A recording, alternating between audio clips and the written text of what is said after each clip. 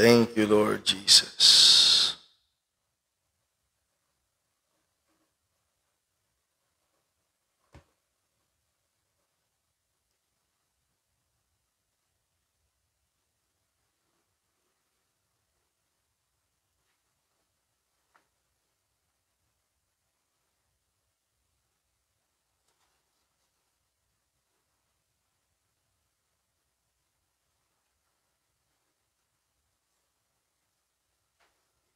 Praise God. Okay, so magandang gabi sa ating lahat. Diyan na kayo. Purihin ang pangalan ng Panginoon. Binabati ko kayong lahat dyan sa PCIFF. Magpatuloy tayo. Maglingkod sa Panginoon.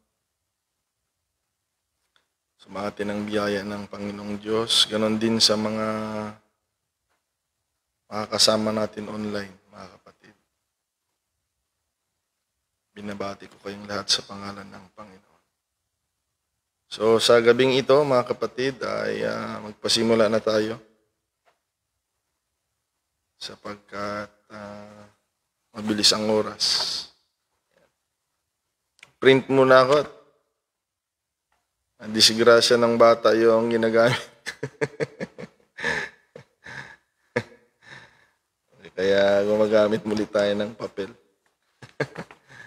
Piniprint na natin. Amen. So, may I invite everyone to please, we come together in prayer. Sapagat kailangan natin ang gabay ng Panginoon. Lalong-lalo na sa pag-aaral ng salita ng Diyos. Kailangan natin ang Diyos sa lahat ng panahon, lalong-lalo na sa salita ng Panginoon sapagkat siya lang ang magbibigay ng kaunawaan. Kapag may alam tayo sa Word of God ay pinahintulot ng Diyos. Kagaya ng preaching ng Sunday, mga kapatid. Alam ng Diyos yung bibigyan niya ng paliwanag.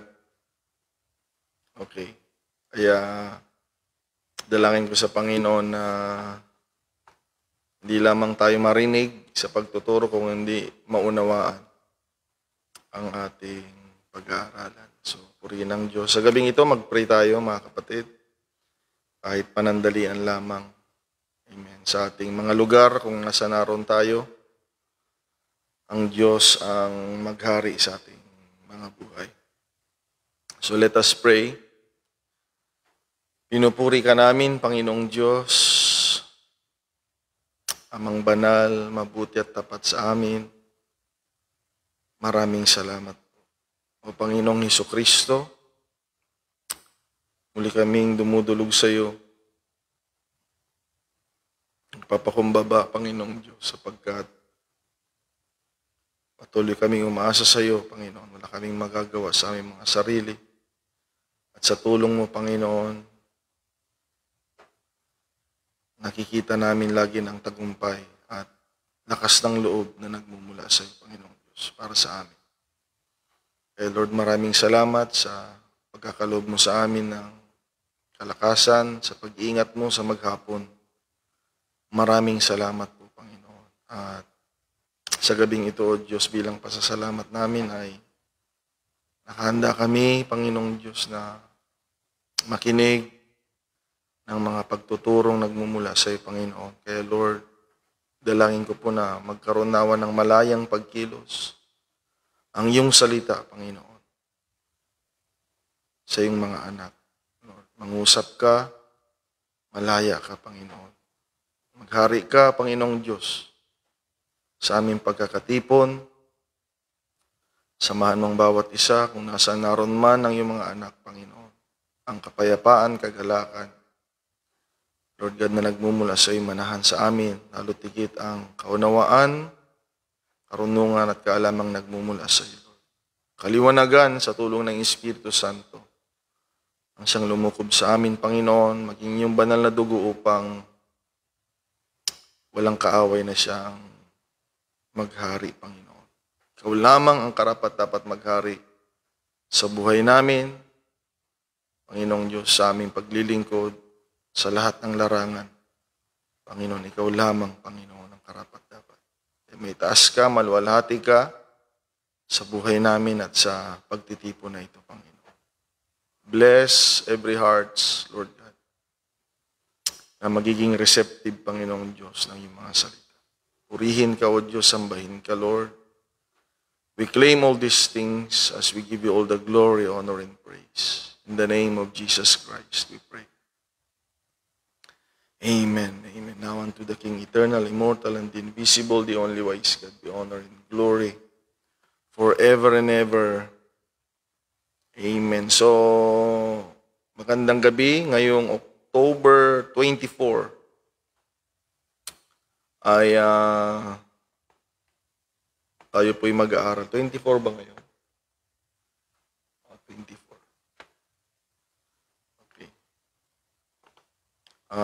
Tutuloy natin ang ating Tuesday Mana, mga kapatid, na tayo po ay nasa series na Trial of Our Faith. Ito po ay napakagandang paghahanda. Okay. Lalo na, maging nakaraan, yung offenses, mga kapatid, yung schemes ng kaaway. Kaya pag alam mo yan, nababantayan natin yung sarili natin, mga kapatid. So, on our continuation, mga kapatid, sa Trial of Our Faith, sa pangwalo na tayo, mga kapatid, kaya sa mga hindi po nakakaantabay sa amin ay mas maganda na masimulan ninyo upang hindi tayo mabash. Yung mga hindi nakapagsimula, binabash kasi ako, mga kapatid. Okay. Amen. So, ang teksto natin ay nandun pa rin sa sulat para sa lahat ng Apostolic Church. To the all Apostolic Faith, mga kapatid. Dahil sa Biblia ay may nasusulat dyan para sa Romans, first and foremost, sa Thessalonians, Colossians, Ephesians, na makakatulong sa atin as a part of the church, mga kapatid. Pero hindi talaga direct, okay, sa atin, sa Ephesian church yun, mga kapatid. Corinthians, Colossians.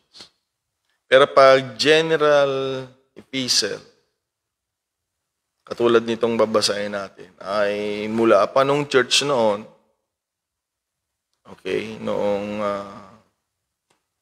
na itatag hanggang ngayon, mga kapatid. At kung hindi pa babalik ang Panginoon at mawala na tayo, ito ay direct message sa church, mga kapatid. Okay? So ganito ang pagkakabasa sa 1 Peter chapter number 1, verse 3 hanggang 7. So sabi dito, Blessed be the God and the Father of our Lord Jesus Christ, which according to His abundant mercy hath begotten us again unto a lively hope by the resurrection of Jesus Christ from the dead, to an inheritance incorruptible and undefiled, and that fades not away, reserved in heaven for you. Salamat sa Panginoong Diyos, mga kapatid. Kaya hindi talaga sapat na enjoyin natin ang buhay dito sa mundo kung meron palang mas magandang buhay na naghihintay doon, mga kapatid, sa langit na inanda ng Panginoong Diyos. Kaya huwag tayong manghimagod, mga kapatid, magpatuloy tayo, maging excited tayo sa paglilingkod, magalak tayo sa pribilehiyo na binigay ng Panginoon na mapaglingkuran siya, sapagkat hindi walang kabuluhan ang ating paglilingkod, mga kapatid. There is a reserved reward, mga kapatid, na naghihintay sa mga taong maliligtas. And then in verse 5, who are kept by the power of God through faith unto salvation, ready to be revealed in the last time. Wherein ye greatly rejoice, though now for a season. If need be, ye are in heaviness through manifold temptations. So, mayroong kakaharapin na pagsubok. Okay, hindi po tukso ito pagsubok. Trials ito mga kapatid. Okay, and that the trial of your faith. Okay, so hindi tayo dadalhin sa trial. Okay? But because we have faith, sabi ko nga, yun yung dadaan sa pagsubok. Kung hanggang saan yung pananampalataya natin dahil merong mananampalataya, 1 linggo lang, wala na next Sunday, 1 buwan lang, 1 taon lang, 5 taon lang, 10 taon lang. Mga kapatid, God is so interested enough na matest ang ating pananampalataya, mga kapatid, sa paglilingkod sa Panginoon. Kaya, pag wala tayong pagsubok kagaya nito, ay lalo tayong magpakalakas upang pag dumating ang pagsubok, at least mayroon tayong momentum, mga kapatid, talagang ano man ang kaharapin natin, kayang banggain ng, siyempre, mabilis na yung momentum Kaya mo nang wasakin ng pananampalataya natin ang anumang hadlang na gawin ng kaaway, mga kapatid. Amen. Being much more precious than of gold that perisheth. Okay? Isang talagang valuable sa paningin ng Panginoon ang totoong pananampalataya, mga kapatid. Though it be tried with fire, might be found unto praise and honor and glory at the appearing of Jesus Christ. Salamat sa Diyos sa kanyang mga salita, mga kapatid. Purihin ang Panginoon. So itong lesson na ito ay patuloy na magpapaalala sa atin, mga kapatid, na hindi lahat ng masasamang nangyayari sa atin na naglilingkod sa Panginoon ay dahil sa ating masamang pamumuhay o, mga kapatid, ayaw na sa atin ng Panginoon, galit sa atin ng Panginoon. Hindi po yun. Okay? Huwag tayong pumasok doon, mga kapatid, sa ganong kaisipan. Kaya nga, lagi kong sinasabi na ito ay makakaiwas na mag-judge sa tao. Okay? Pag sila po ay daranas ng mga adverse circumstance. Okay? At ito ay makikita natin na nangyayari kahit sa mga taong talagang nagpupursigi na naglilingkod sa ating Panginoon, mga kapatid. Kaya, if there is great things at stake to it, ayan, lagi kong sinasabi, bago ko magsimula, testing is in order. Kaya ang isang dakilang bagay ay hindi yan binibigay lang ng basta-basta.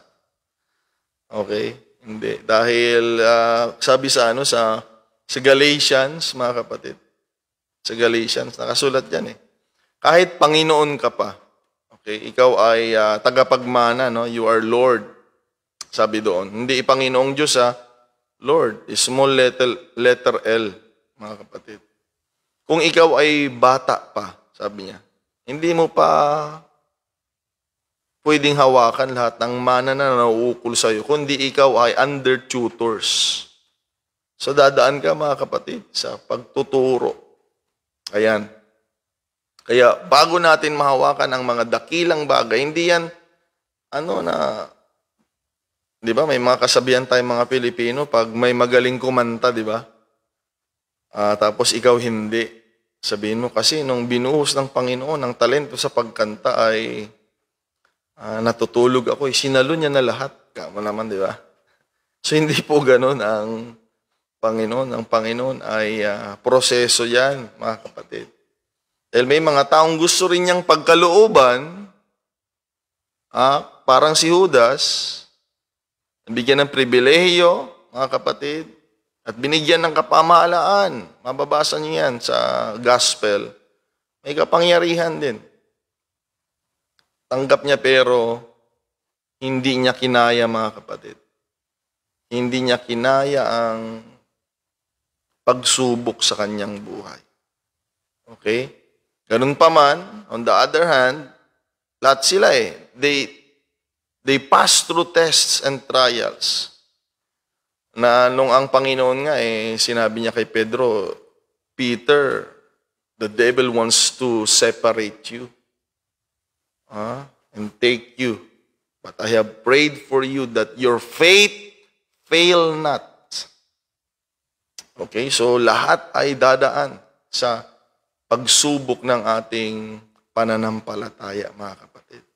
So, maganda kay Pedro, kahit hindi niya kinilala ang Panginoon ng 3 beses, okay, naka-recover siya, mga kapatid.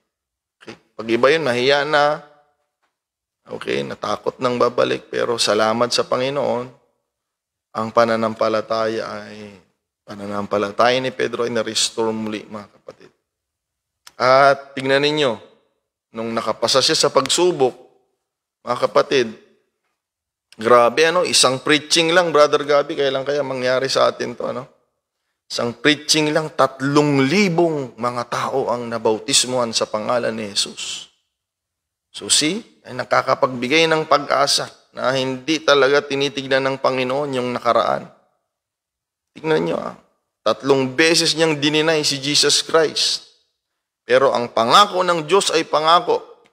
Sinamahan niya si Pedro, mga kapatid. Kaya, ingatan natin, okay, ang ating mga pananampalataya.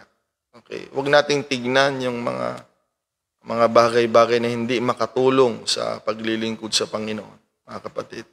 Mag-focus tayo sa mga bagay na makapagpapalakas ng pananampalataya natin sa ating Panginoon. Kaya patunay, mga kapatid, na hindi lahat, okay, ng dumadanas ng masasama ay dahil masama yung tao. So, madaling itik, pag yung tao masama, at magkaroon ng masama sa buhay niya, katulad ng mula umaga hanggang gabi na umiinom, pag nagkasakit yan, madali mong tanggapin na magkasakit siya kasi alam mo na ganun yung buhay niya.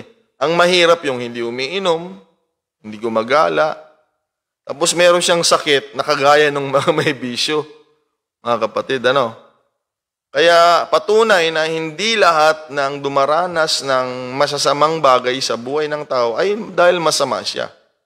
Kung napakinggan yung maigi, yung pag-aralan natin last, mga kapatid, lesson natin, yung pang-7, na si Job, yun, pinag-aralan natin.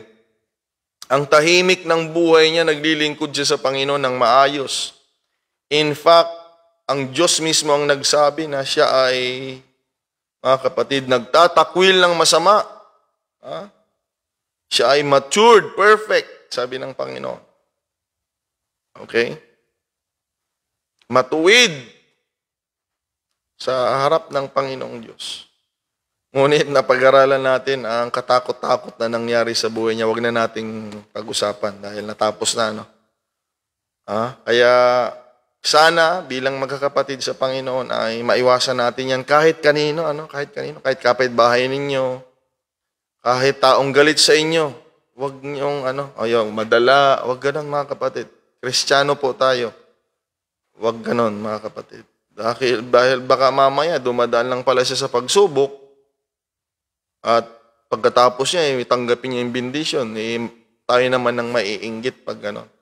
Kaya ang Biblia ay nagtuturo, sabi ng Bible, sa church, weep with them that weep, rejoice with them that do rejoice. Baligtad pala, Rejoice with them that do rejoice, weep with them that weep. Okay? Pag may nalulungkot, makiiyak tayo. Okay? Pag merong masaya, makisaya tayo. Kaya napakaganda ng ating pag-aaral na magkaroon tayo dito ng maturity. Na kapag merong nangyaring hindi maganda sa buhay ng tao, huwag niyong isipin na siguro yan, masama yan. Unless na masama talaga. Dahil nangyayari din ng masamang bagay dahil kinokorek tayo ng Panginoon. At dito tayo papasok ngayong gabi. Okay, yung nagdaang lesson natin kay Job, hindi siya dumanas ng katakot-takot na pagsubok, namatay ang anak, naubos lahat ng kayamanan. Yung asawa niya, hindi siya mabackupan ng asawa niya, mga kapatid. Hindi niya maramdaman ang presensya ng Panginoon. Mga kapatid, nagkasakit sa katawan. Mga kapatid, pinabayaan siya ng Diyos pansamantala. Huwag mo lang patayin, sabi ng Diyos kay Satanas, mga kapatid. Okay? Grabe. Pero wala siyang ginawang masama. Okay, wala siyang ginawang masama. So ngayong gabi, ayan, pang-8 lesson natin mga kapatid ay hindi na ganun. Okay? Ito ay kinokorek talaga sila ng Panginoon dito. Mga kapatid. Amen. So, ang pag-usapan natin ngayon ay patungkol, ang main character dito ay si Gideon, mga kapatid. Ayan. Si Gideon. At tinitiyak ko pa sa dulo nito mga kapatid, sa conclusion, kasi dito muna tayo sa teksto, mga kapatid, isi-set muna natin, pag-usapan natin yung setting ng nangyari noon and then tignan natin, mga kapatid, maigi. Dahil pansinin nyo bawat ginagamit kong mayroong mga tema, pagkakaiba. Okay? So, yung katulad kay Job, wala siyang ginawang masama, okay siya kay Lord, pero may nangyari pa rin sa kanyang katakot-takot na pagsubok. Okay? Ito naman, mga kapatid, sa panahon ito ng bayan ng Israel. Pwede yata ako mag-collect ng notes ngayon. Okay. Ayan. Dito tayo sa Judges, sa Book of Judges. Pwede kong ipunin na ito ngayon.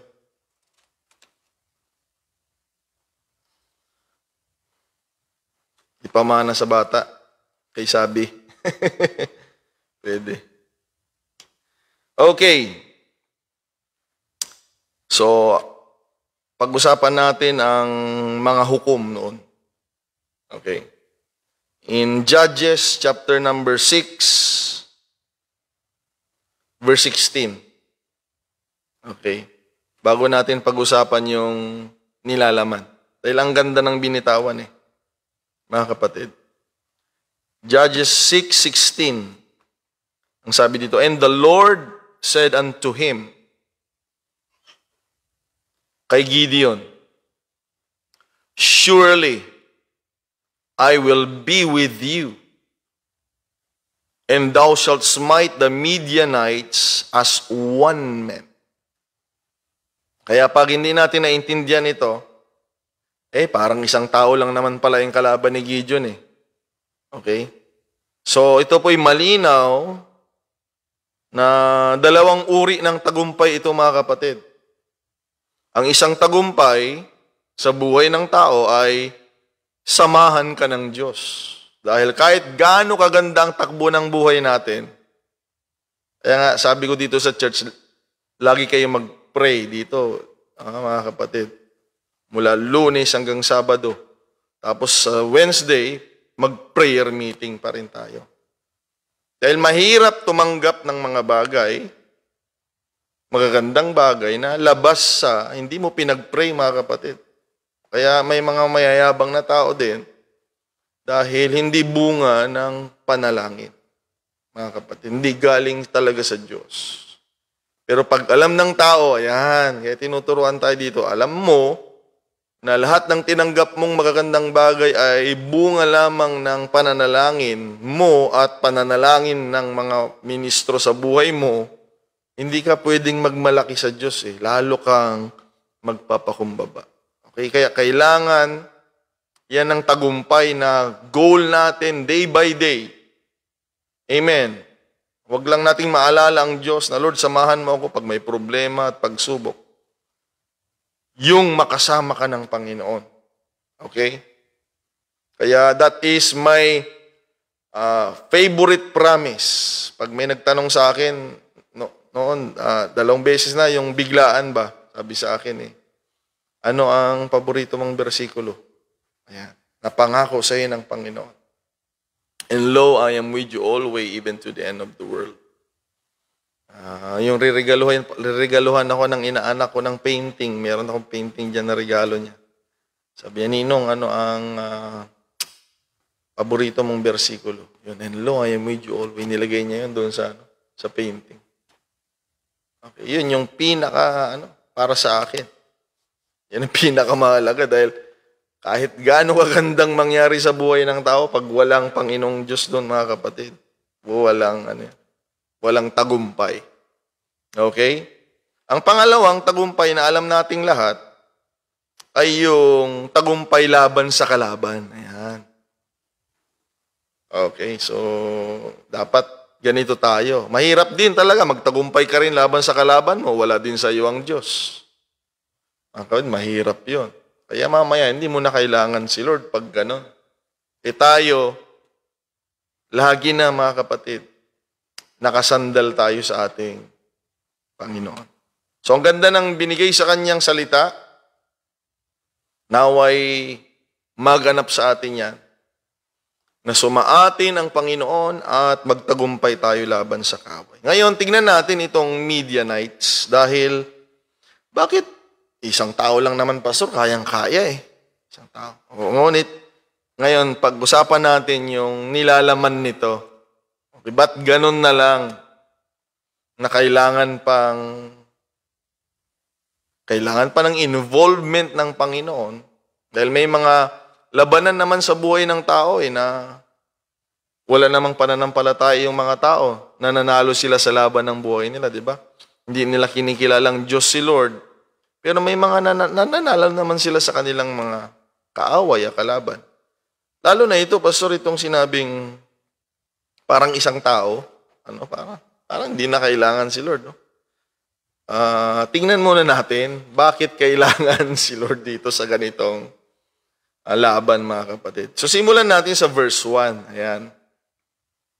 So sa Judges chapter 6, verse 1, ganito po.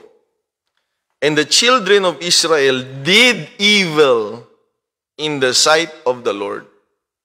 Kaya nga, yung sabi ko, samahan ka ng Diyos bilang taong makasalanan, ay tagumpay na yon. Kaya dapat yan ang hangad natin sa church, mga kapatid. Huwag tayong papayag na sa pagkakatipon natin, hindi natin maramdaman na kasama natin ang Panginoon.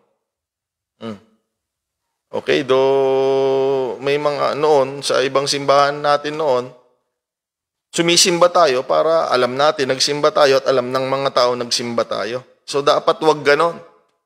Okay, dapat ang goal natin, marinig natin ang salita niya para sa buhay natin, para sa kasalukuyan at para sa panghinaharap, lalong-lalo na ang presensya ng Panginoon, mga kapatid. Okay? Na yan naman ay laging available sa ating pagtitipon, mga kapatid. Salamat sa Panginoon. So, they did evil in the sight of the Lord. And the Lord delivered them into the hand of Midian 7 years. So, dahil sa kanilang ginawa, mga kapatid, ang totoo, kaya galit si Lord sa kanila, hindi sila sumusunod sa utos ng Panginoon. Pag binasa niyo yan. Doon galit si Lord. In the sight of God, that is evil. Okay, kaya yung iba, huwag niyo sasabihin na, Pastor, di naman ako nagnanakaw, di ako pumapatay, di ako nagmumura. Pero hindi ka na rin nakikinig. Pinapatigas mo yung puso mo, delikado din yun, mga kapatid. Yun ang punot dulo nun. Hindi ko alam kung madadaanan natin, no? So 7 years, sabi ng Panginoon, bahala kayo dyan. Huwag nawang mangyari. Okay. Bahala kayo dyan. Kaya kung mayroong pasaway, siya na lang, Lord, wag mo kami isama. O, wag buong church, siya na lang. Okay. And the hand of Midian prevail against Israel. Paano nga naman? Wala nang kamay ng Diyos sa kanila. And because of the Midianites, the children of Israel made them the dens which are in the mountains and caves and strongholds. Mga kapatid. Kaya tuloy, noong nag-prevail ang Midianites sa bayan ng Israel, itong mga Israel ay siyempre nagtatago na lang sila.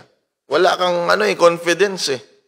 Wala kang confidence na makipaglaban kapag alam mo may ginawa ka, guilty ka sa Panginoon at alam mo wala sa iyo ang Diyos. Kaya nga sa ministry, napakahalaga ng preparation. Pag hindi ka prepared, alam mo, puro kakapalpakan sa harapan ng Panginoon, wala kang boldness, wala kang tapang, wala kang lakas ng loob. Okay? Nga magministeryo. Sila walang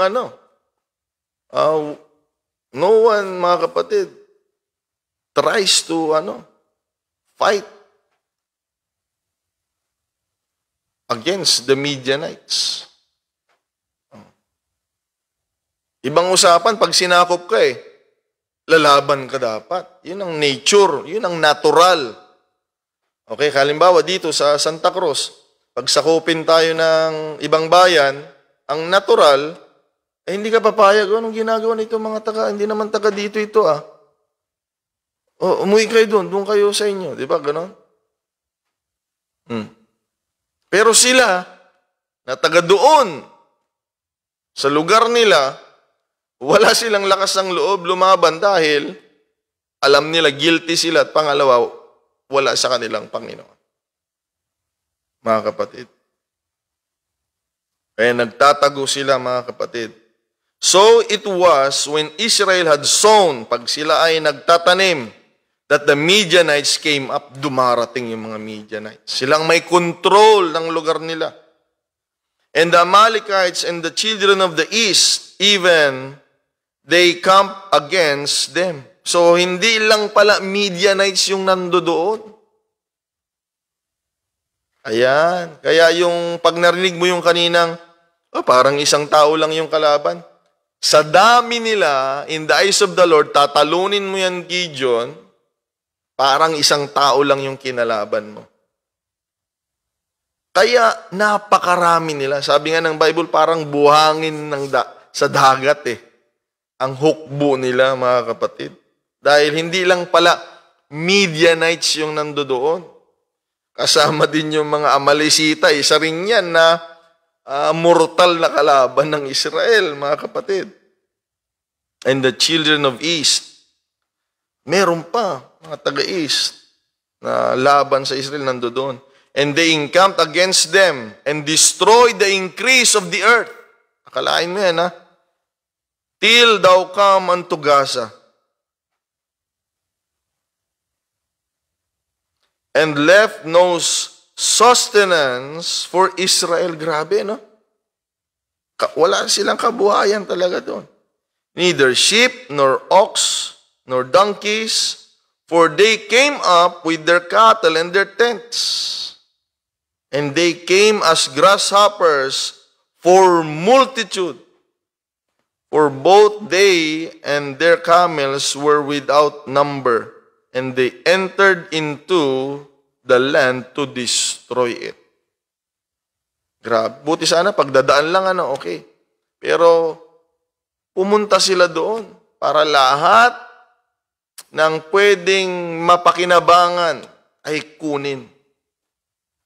Again, yan ay mga panahon na dapat lumaban, pero kung alam mo na palpak ka sa paningin ng Panginoon at alam mo wala sa iyo si Lord, you're just like a sitting duck, mga kapatid, pag Kaya nagtatago na lang sila. Ang ginawa nila, mga kapatid, tingnan natin, verse 6, and Israel was greatly impoverished. Grabe, Kawawa sila. because of the Midianites, and the children of Israel cried unto the Lord. Ayan na, nagpakumbaba na sila, mga kapatid. Tumawag na sila sa Diyos. Amen. And it came to pass, when the children of Israel cried unto the Lord because of the Midianites, that the Lord sent a prophet unto the children of Israel, which said unto them, Thus saith the Lord God of Israel, I brought you up from Egypt, and brought you forth out of the house of bondage. And then in verse 9, And I delivered you out of the land of the Egyptians, and out of the hand of all oppressed you, of all that oppressed you, and drave them out from before you, and gave you their land. Sinamahan talaga sila ng Diyos. Lahat ng laban nila, laban ng Panginoon. Yung lupain na pagmamayari ng kaaway nila, ay binigay na rin ng Panginoon sa kanila. And I said unto you, I am the Lord your God, fear not the gods of the Amorites, in whose land ye dwell, but ye have not obeyed my voice. Yun yung punot dulo ng galit ng Panginoon. Hindi sila sumusunod, mga kapatid, sa salita ng Panginoon. Okay? Yan yung makakatulong sa buhay natin eh.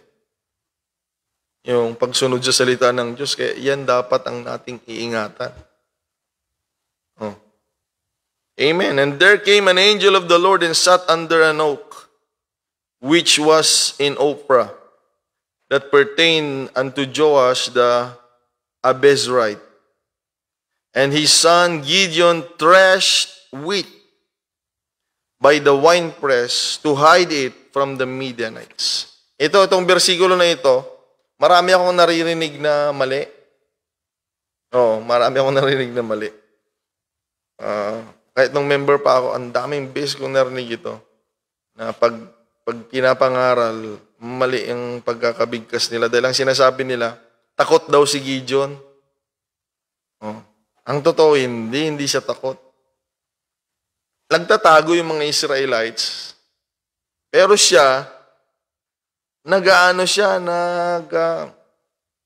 inihiwalay niya yung grain sa Nung kumbaga sa palay, nagtitreasure. Ayan. Kung mais, hinihiwalay yung mga bunga. Ayan. So ito, wheat, mga kapatid, hinihiwalay niya yung mga grains. Okay? Kaya dito, ang totoo, hindi siya takot, mga kapatid. Malakas yung loob niya dahil siguro sa hirap na ng buhay, kailangan niya nang gumawa, mga kapatid. Dahil hindi pwedeng habang buhay tayong nagtatago. Kailangan tayong gumawa, mga kapatid. At ang Panginoon ay nai-impress sa mga taong may lakas ng loob. Pansinin niyo yan. Pag lagi tayong takot magturo, takot sa ministry, tapos gusto mo gagawa sa si Lord, wala kang maasahan. Wala kang maasahan. Nai-impress si Lord sa mga malalakas ang loob. Pansinin ninyo, si David, nung batang David, nakapatay ng higante. Okay? Kaya kailangan natin ng lakas ng loob, mga kapatid. So, nung nakita yun ng Panginoon, ay sabi niya, ito, pwede kong gamitin ito. Ayan.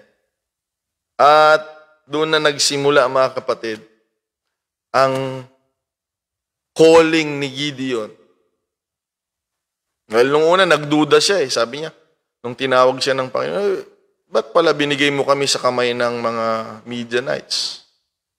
So, humingi siya ng 2 sign, mga kapatid. At ginawa ng Panginoon to convince him na tinawag talaga siya ng Panginoon. Pag tinawag ka talaga ng Panginoon, mayroon kang makikitang sign. Pag magmi-ministeryo ka, if God will call you as a pastor or become a man of God, mga kapatid, magpapakita sa iyo mga tanda just to convince you, mga kapatid. Amen. At ito na, mga kapatid, ang target. Hindi na natin basahin, no? Verse 16, sabi ng Panginoon, I will be with you, and sabi niya, magtatagumpay ka laban sa Midianites na parang isang tao lang. So dito na mga kapatid, ito yung pagsubok. Hindi yon. Yung una ay mali kasi yung ginawa nila. Hindi po pagsubok yun. Correction yun. Kaya sana makorek tayo doon. Hindi tayo nakikinig ng salita ng Diyos. Para banggain. Hindi tayo nag-aaral ng salita ng Diyos para, mga kapatid, wala lang. Okay? Mali yun. Ang lesson na nakita natin doon, pinahintulot ng Diyos sila sa kamay ng Midianites dahil walang bahala naman nila ang salita ng Panginoon. Okay? Kaya sana tayo ay nakikinig, nag-aaral, hindi para kalabanin, tanggihan. Kung hindi, kaya tayo nakikinig, interesado tayo sa kalooban ng Diyos na makakatulong sa buhay natin, mga kapatid. So ito na, na-convince na si Gideon, mga kapatid. Ito na yung pagsubok. Okay, ito na yung trial. Okay, sa Judges chapter 7 na. Okay, beginning in verse 1. Then Jerubbaal, who is Gideon, si Gideon din yun. And all the people that were with him, ayan, naghanda na sila. Ayan, mga kapatid, lalaban na sila. Okay? Rose up early and pitched beside the well of Harod. Kaya tumatapang talaga tayo pag alam natin kasama ang Panginoon eh. Ay, yan lang naman talagang lakas ang loob ko eh. And lo, I am with you all the way even to the end of the world. Kahit ayaw nila sa akin, kahit ano pa man. Pagkasama mo talaga. Ngayon, nagsilabasan sila, no? Nung tinawag ng Panginoon si Gideon at kinumbinsi niya yung mga tao doon, no? Tinawag ako ng Panginoon, lalabanan natin ng Midianites, sasamahan tayo ng Panginoon, magtatagumpay tayo. Sinabi niya yon. Kinumbinsi niya yung mga tao. So tumatapang talaga tayo pagkasama natin ng Panginoon. Kaya kailangan alam natin, kasama natin ng Panginoon, mga kapatid. Okay? Kalabitin mo yung katabi mo dyan sa UPCIFF. Kasama natin ng Panginoon. No? Huwag malakas kalabit na gano'n, baka kalabit ganyan ha. Okay. They rose up early. Excited sila. And pitched beside the well of Harod, so that the host of the Midianites were on the north side of them, by the hill of Moreh in the valley. Now in verse number 2, ito na mga kapatid, ang simula ng pagsubok. And the Lord said unto Gideon, the people that are with you are too many for me. Okay, kaya magkaiba talaga tayo ng view by God's view. Iba ang pantingin natin sa paningin ng Panginoon. So may nakikita tayo na sa Panginoon, iba ang kanyang pagtingin, mga kapatid. Kaya siguro sa bilang ninyo na yan, okay yan, lalaban kayo. Pero sa paningin ko, on my view, sabi ng Panginoon, for me, that is too many. Anong dahilan ng Panginoon?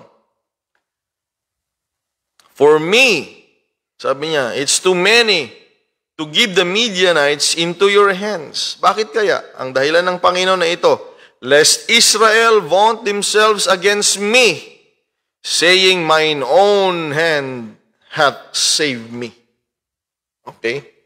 Sabi ng Panginoon, baka pag nagtagumpay ang Israel, sabihin ninyo dahil sa dami ninyo, possibility, posible. Mga kapatid, posible, kaya sabihin mo sa sarili mo, kaya naman kaya kami nagtagumpay kasi matalino kami. Okay, marami kaming resources. Magagaling kaming pamilya namin, talagang sobrang gagaling kami. Ayan. Kaya walang dating pag sinabi mong glory to God. Parang yung glory to God mo ano na lang yung expression na lang Pero pag alam mo, ayan, wala kang runong, wala kang resources. At the same time, yung tagumpay na para sa mga marurunong, meron ka ring tagumpay, mga kapatid, pag nagsalita ng glory to God, mararamdaman mo ang puso May dating talaga Yung iba kasing glory to God. Parang ano na lang expression Pero pag alam mo sa sarili mo, awan mabalin mo kung anong arutilo ka, napadas mo iti blessing, mauawat iti mga nasisirib ken nalalaing nga tattao. Talagang ibabalik mo talaga sa Panginoon ang kaluwalhatian, mga kapatid. Okay? Kaya alam ng Panginoon yan. Amen. Yan yung talagang tinitignan ng Panginoon. Pag alam niya na hindi mo ibibigay sa Kanya yung kaluwalhatian.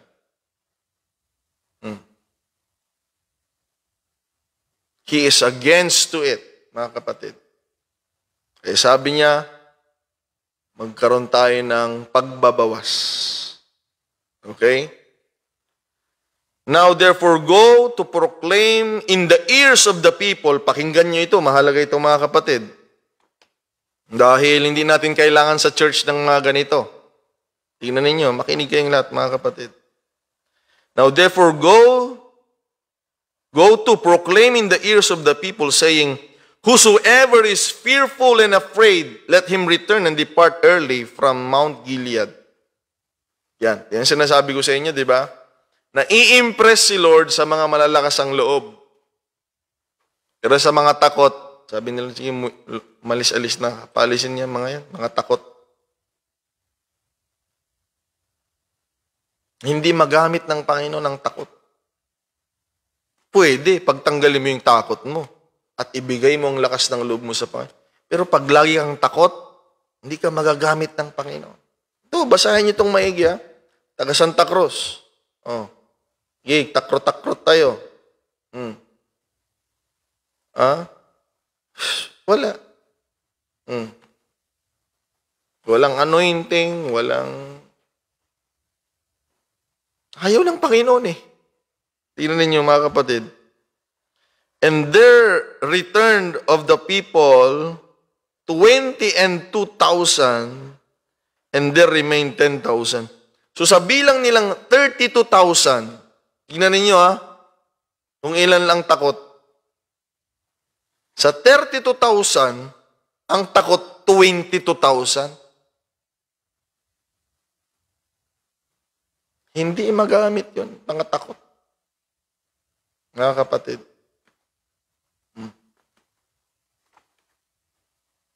Okay? Kaya magkaroon tayo ng lakas ng loob, lalo pag alam mo kasama mong Panginoon. Okay? Natira na lang 10,000. So in verse 4, and the Lord said unto Gideon, the people are yet too many. Yung 10,000, sabi ni Lord, marami pa sa akin yan. Okay. Bring them down into the water and I will try them.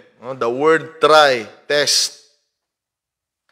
For thee there. And it shall be that of whom I say unto thee, this shall go with thee, and the same shall go with thee. And whomsoever I say unto thee, this shall not go with thee, the same shall not go. Okay? So, Gideon, kung ikaw si Gideon, Panginoon, anong mangyari? Sa dami ng bilang ng Midianites, kasama ng mga ibang mga hukbo ng Amalisita, ilaban mo kami. Ayan, mga kapatid.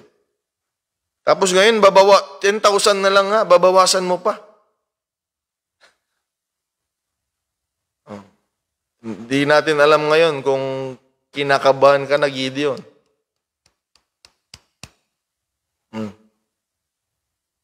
Dahil tayo, mahilig tayong tumingin sa mass majority. At dito ako, mas marami dito, talagang dito. Ganun ang mga tao Okay, kaya, kung wala kang pananampalataya, hindi natin maiintindihan. At hindi natin makikita ang nakikita ng Panginoon. At ang nakikita lang natin yung sarili nating, through our naked eyes, mga kapatid. Ang malinaw na nakikita mo, Gideon ngayon, ay pagbabawas. Yun yung malinaw, mga kapatid. Sabi ng Panginoon, ayan, painumin mo sila sa tubig dyan, sa batis.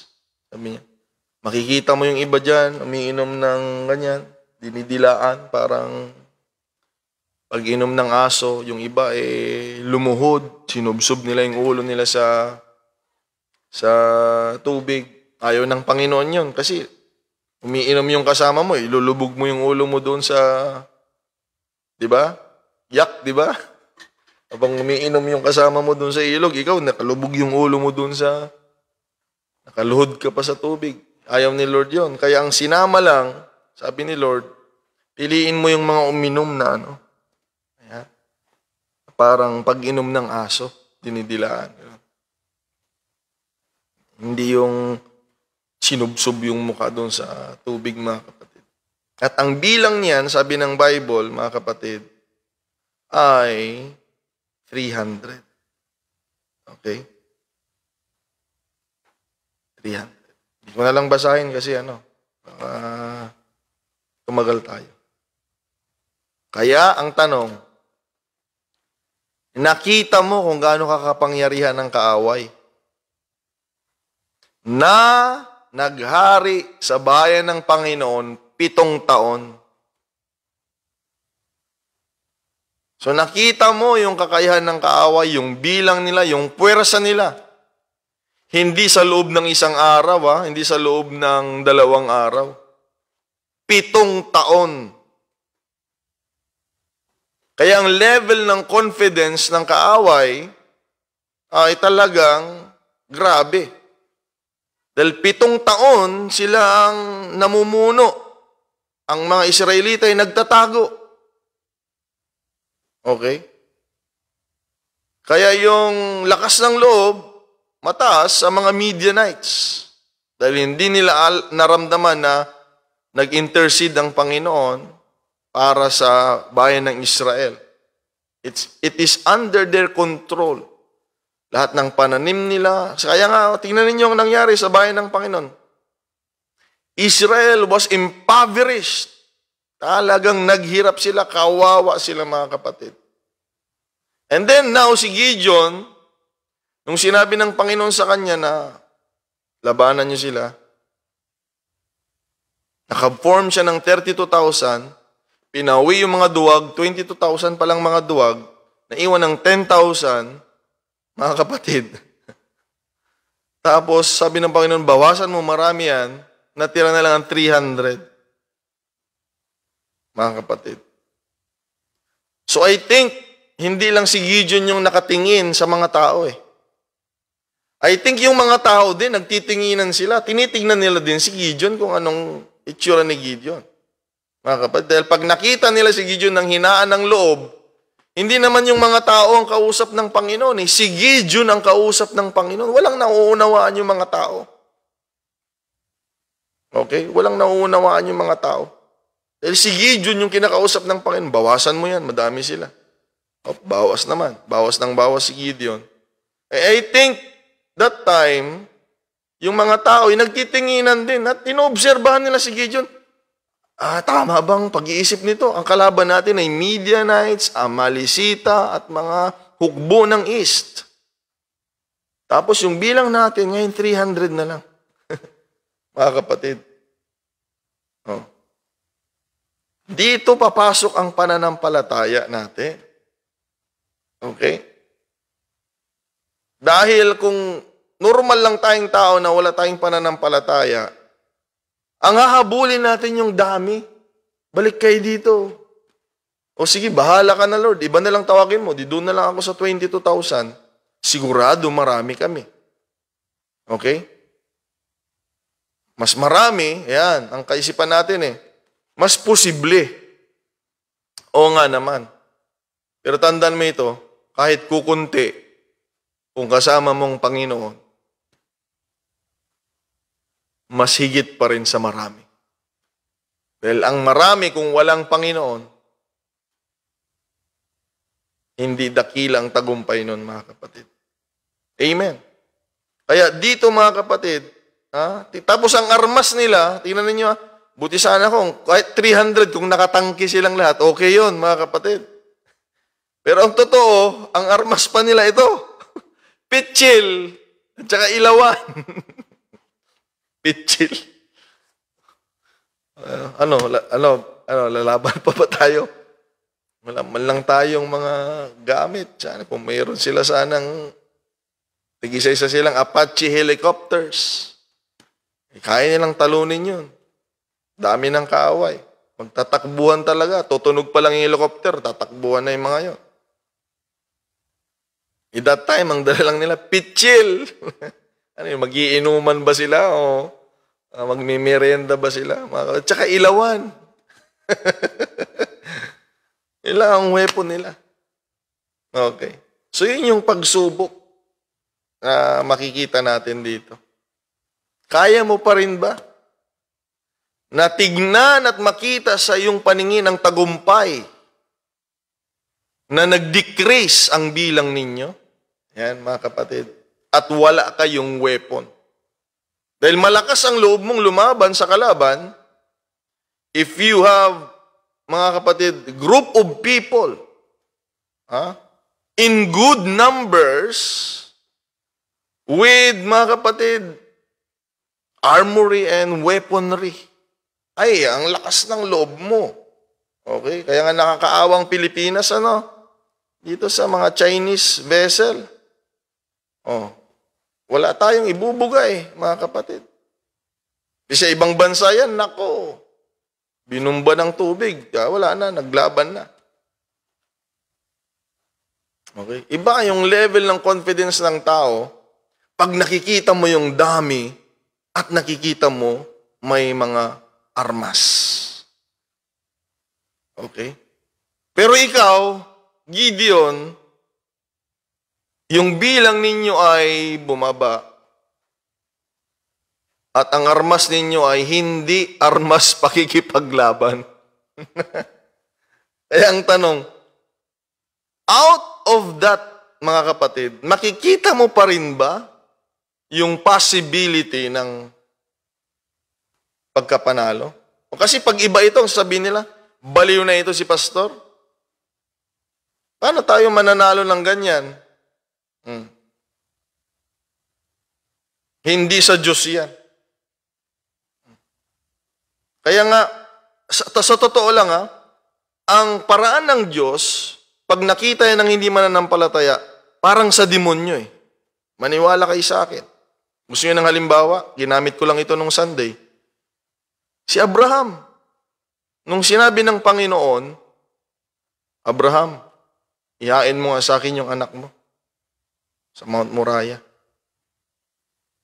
Pag kinwento yun ni Abraham sa atin at sa mga ibang tao at kay Sarah, sasabihin, you're out of your mind. Hindi ganyan ng Diyos. Ang Diyos ay pag-ibig. Maybe the one who is talking to you is the devil. Diba? Kaya ibang-iba talaga ang paraan ng Diyos sa kaparaanan natin. Kalaban mo marami, may armas, matapang. 7 taon na sila sa lugar ninyo. Na-build na yung confidence nila. Tapos kayo, 301, ang gamit nyo, pitsil, at saka lampara. Kaya nga, ang totoong mananampalataya, magmumukhang mga baliw sa paningin ng mga ordinaryong tao.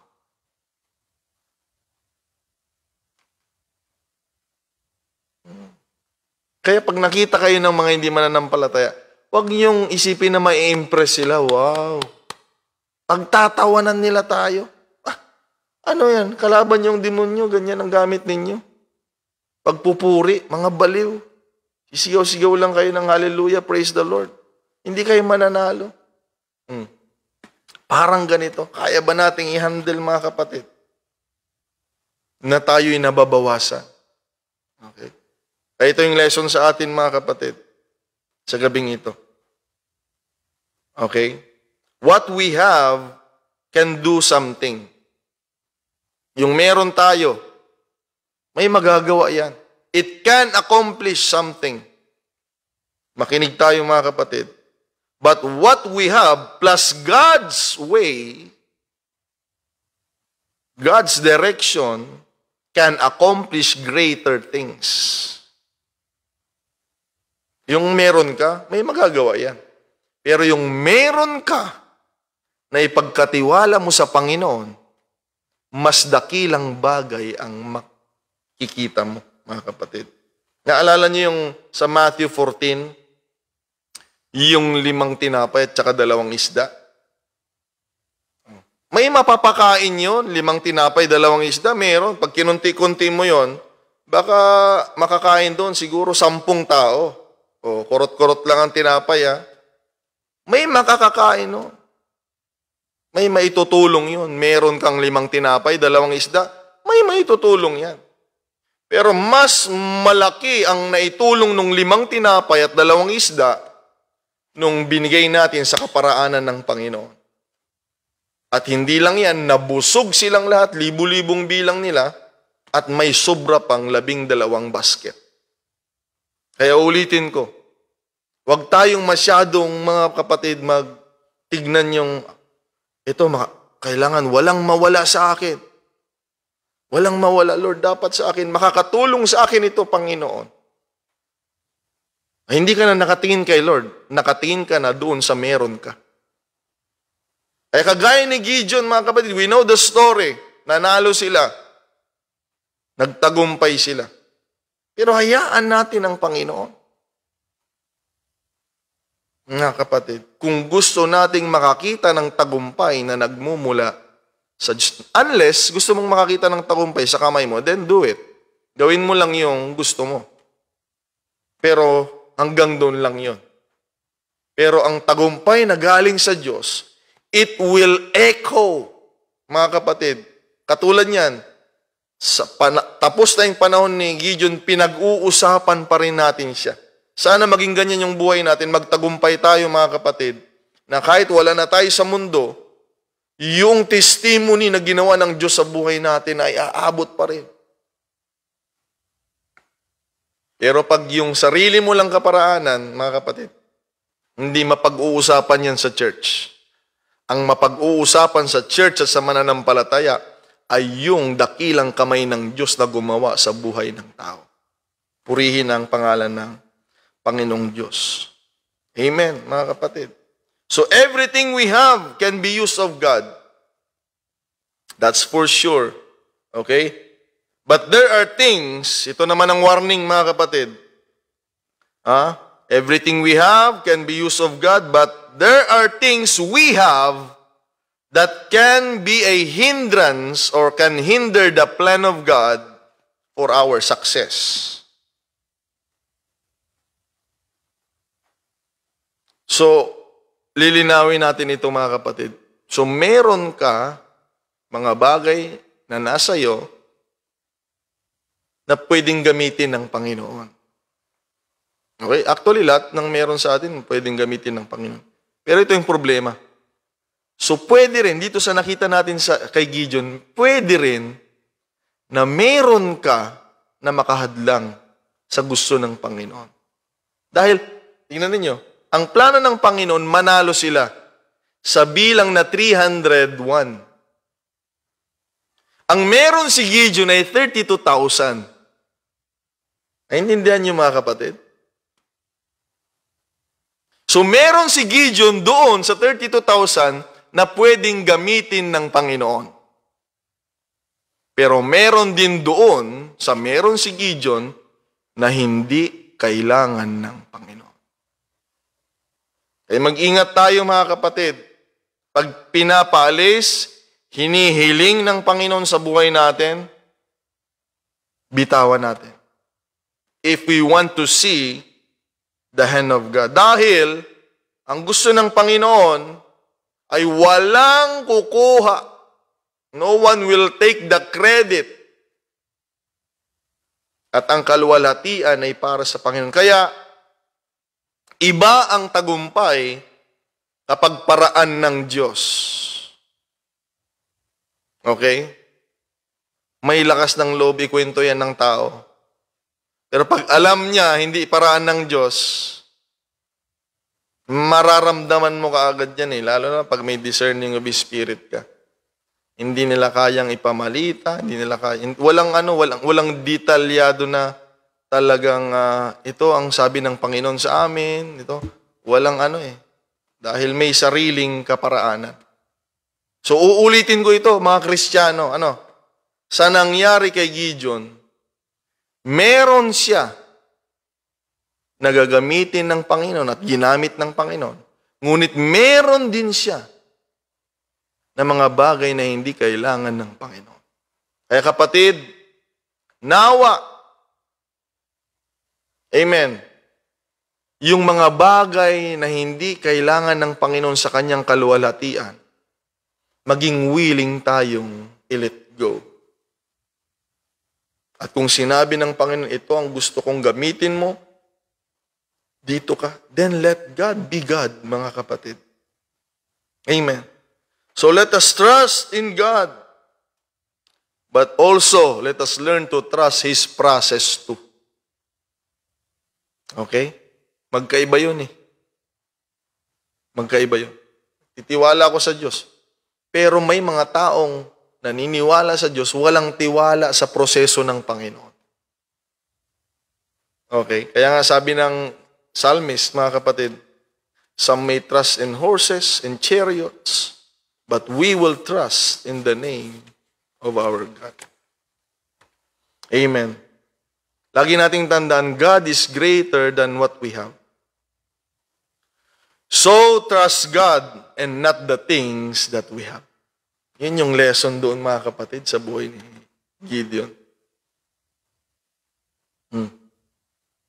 Mas dakila ang Diyos sa meron tayo. Kaya magtiwala tayo sa Diyos at sa kaparaanan ng Diyos, hindi sa mga bagay na meron tayo. Karamihan doon, pinaalis nga ng Panginoon. Amen. Binigay ng Diyos ang tagumpay? Yes. Para sa Diyos lamang mapunta ang kaluwalhatian at kapurihan, mga kapatid. Kaya, wag niyong mamasamain. Okay? Kumonsulta kayo. Magtanong kayo kung kalooban ng Diyos. Okay? Kaya minsan ang mahirap sa side namin, mga pastor, pag problema na, doon na lang namin nalalaman. Pero sa simula kasi, sinarili, mga kapatid. Dahil yun nga, nagsisimba naman sila. Kasama naman nilang Panginoon. Yan yung mga dahilan ng mga tao eh. Pero tandaan mo, ngayong gabi, mga kapatid, there are things sa buhay mo na pwedeng gamitin ng Panginoon. At meron ding mga bagay sa buhay mo na maaring maging hadlang sa tagumpay na gagawin ng Diyos. Mga kapatid, Gideon, magtiwala tayo sa Panginoon. Amen. Hallelujah. At magtiwala din tayo sa kaparaanan ng Panginoon. Kahit hindi natin nauunawaan. Purihin ang Panginoong Diyos. Amen. Kaya, mga kapatid, ano man ang hilingin sa atin ng Panginoon sa buhay natin, hayaan natin, magpagamit tayo sa Panginoon. Lakas natin, karunungan natin, talento natin, abilidad natin, lahat ng meron sa atin, financial, material, mga kapatid. Amen. Okay? Kaya dyan sa UPCAFF, Brother Gabi, i-challenge mo sila ngayong gabi. Hindi kawalan ang magpagamit at magbigay sa Panginoon. Amen. Huwag nating tignan yung nawawala. Kailangan tignan natin yung kaparaanan ng Panginoon.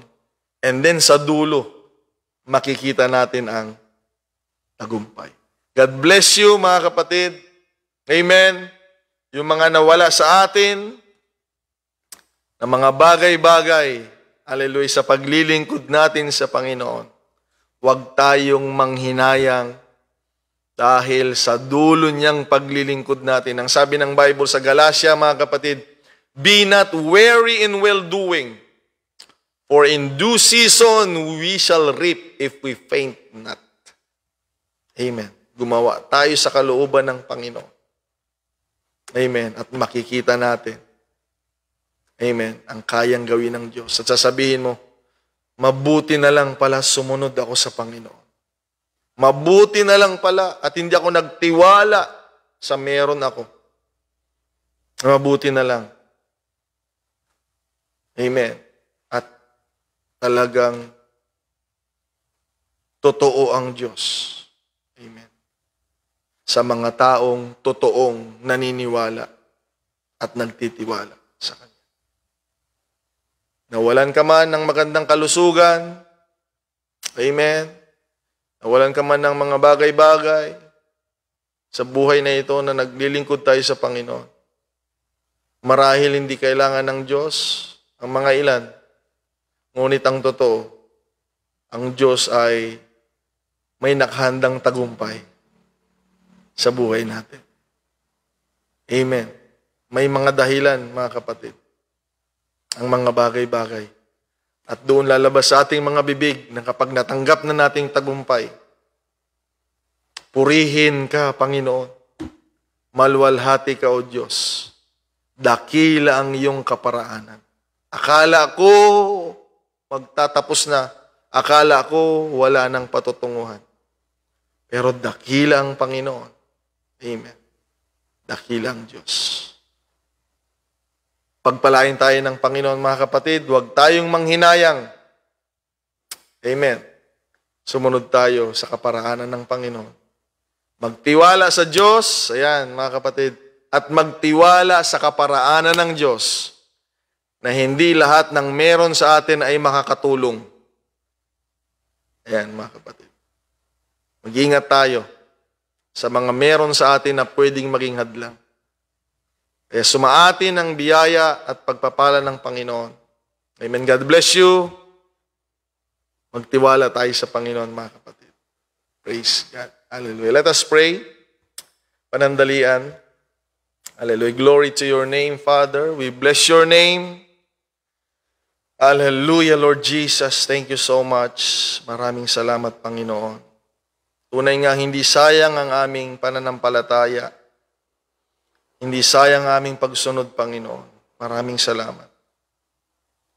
Lord, please encourage your people, Lord God. Hallelujah. Na huwag matakot, Panginoong Diyos, na sumunod sa kalooban mo.